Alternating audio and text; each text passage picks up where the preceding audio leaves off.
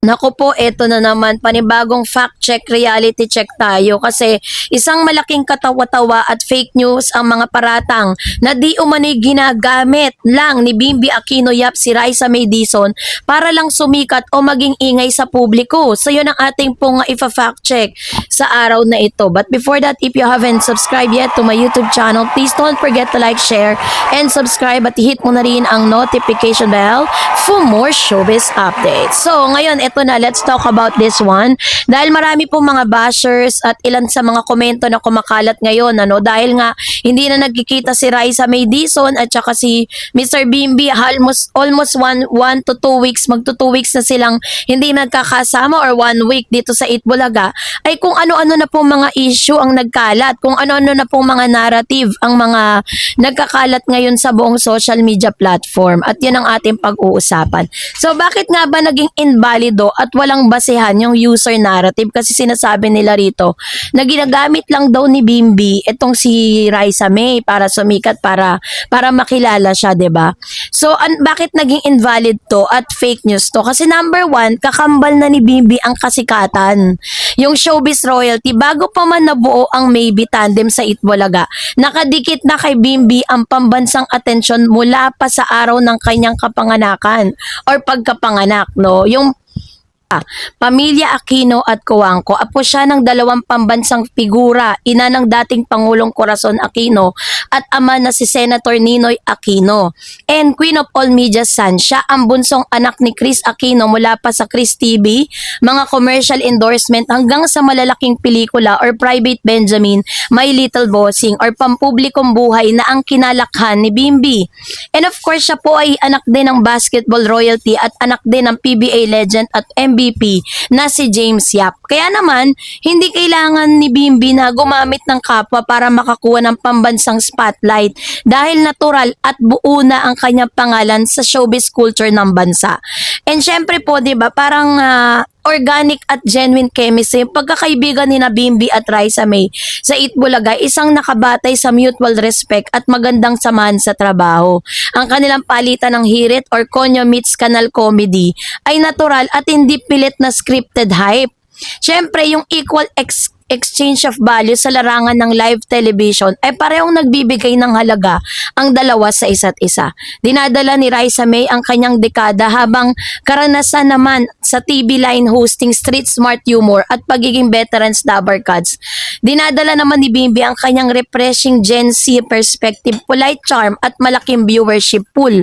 Kaya yung reaksyon at asal ni Bimbi sa gitna ng chismis sa kabila ng mga malisyosong sabi-sabi sa TikTok at Facebook, no, ay hindi nagpapa-apekto si Bimbi sa mga ganitong klase ng cloud chasing intrigues. Kasi may respeto siya kay Raisa eh. Sa tuwing nababanggit ang pangalan ni Raisa, ay palaging buong puso at proud ang kanyang pagkilala sa husay at kabutihan ng kanyang co-host. Mas mataas na EQ or ipinapakita ni Bimbi na mas pinapahalaga niya ang totoong samahan at pagpapasaya sa viewers tuwing tanghali kaysa sa pagpatol sa mga gawa-gawang usap-usapan sa social media. Walang gagamitin, walang lamangan, dalawang young star lang ang pareho, no, na nagnanais na magbigay ng saya at magandang energy sa pamilyang Pilipino. Kaya yung mga intriga na ginagamit lang daw di umano nito pong si Mr. Bimbi, ito pong si Raisa May Dizon para siya pag-usapan, para po siya ay talagang sumikat. Bago pa man po dumating ang Maybe Tandem sa Itbulaga at sa Philippine Showbiz, may pangalan na po si Bimbi dahil po sa dala ng legacy ng kanyang pamilya. Kaya po yung issue ng parang gamitan, wala po yun. At si Raisa May Dizon naman po is self-made kasi siya eh. Kumbaga, from the start, siya po mismo yung gumawa ng paraan para makilala siya sa showbiz. Hindi siya nang gamit ng ibang tao. Bagkos tinulungan niya yung sarili niya na makilala siya. Wala man siyang presidenteng ina or presidenteng lola, senador na lolo. Wala man siyang Queen of All Media na nanay at MVP players na tatay. Pero ginawa po ni Raisa yung buong puso niya, yung buong lakas niya at proud na ipinakita sa buong Pilipinas at sa buong Davercats na kaya niyang umasenso sa pamamagitan ng kanyang sarili, ang kanyang talento. Yun yung pinakita niya. Kaya po yung issue ng cloud chasing, yung issue ng panggagamit, parang napaka-imposible po talaga kasi kapag nabanggit po kasi ang Aquino at si Chris Aquino ay nabanggit, hindi po maaalis ang pangalang Bimby Aquino kasi siya nga po yung isa sa mga pinakakilala, 'di ba? At lahat po ng mga project na kumbaga lumabas si Bimby ay lagi pong blockbuster. Unang-una yung My Little Bossing, naging blockbuster movie of the year siya.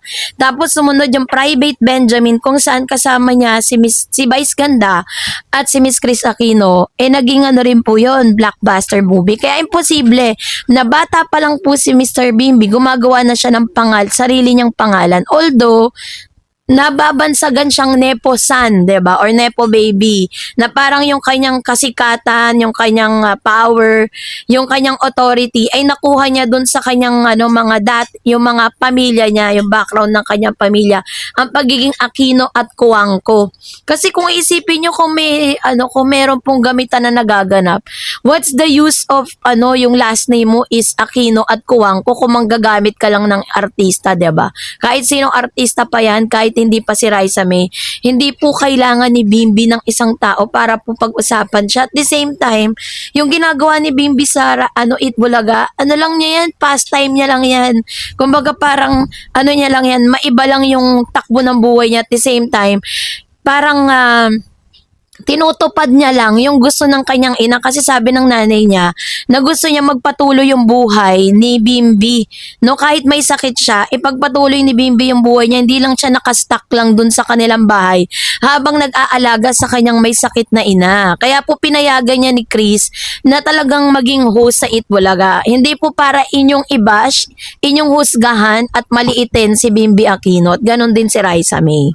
So, it's just so happen na sa kanila pong pagtatagpo sa kanilang reunion, sa araw mismo ng kaarawan ni Miss Raisa May, magkakaroon ng malaking epekto yon sa mga viewers. Kaya po naging isa siya sa mga legit Davercads. So, fake news debunk. So, kayo po, ano niya sa loobin patungkol dito? Mag-comment kayo sa comment section.